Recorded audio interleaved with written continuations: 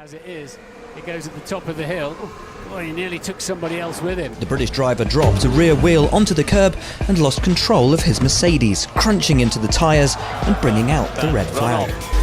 And then tried to keep his foot in it. We might even see the dust being flicked up off you. Look out there, look, you could see the dust. Yes, exactly, so he hit the barrier on the way in. We've seen that happen before. And I think he was just put off by... Turn 3 we go, and it's Nico Rosberg and Hamilton's onto the grass, and Hamilton's had a massive crash, and he's crashed into his teammate. The two Mercedes come got together. away from him, and he counter-steered into the slide. Crash. I just love the car. 170 miles an hour, he'd be going through Arrabbiata 2. was on a flying lap. I got a coach.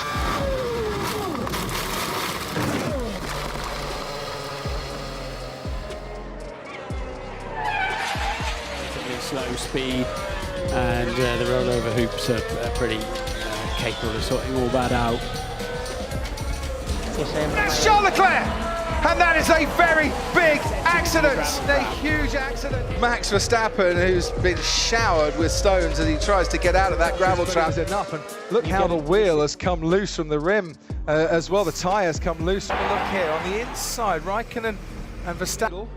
We're watching on the left-hand side here, Grosjean cutting across Lewis, and he just loses control. Grosjean going over Perez, and Fernando Alonso getting caught up in George Russell that have come together. Not just in F1, but in F2 earlier as well, this final corner.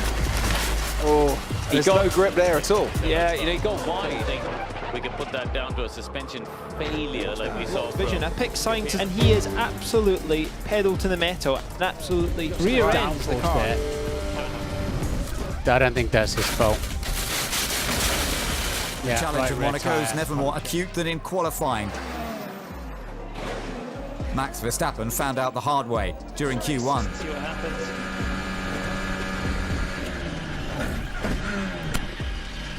But last week's race winner, Gasly, also out. Tangles with the Alfa Romeo of Kimi Raikkonen, gets launched up into the air somewhat. It was fair enough to go around the outside. Lewis can't cross over until the white line finishes. And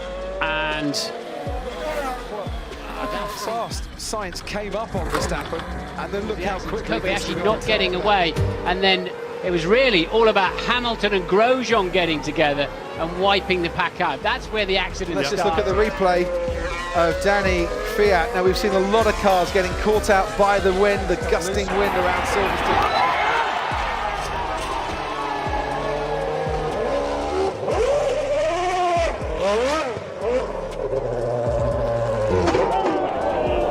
I went to the left to avoid his car, and then the wheel just came from nowhere. I was pushing just too much on the limit, and when you are always on the limit, sometimes it will happen.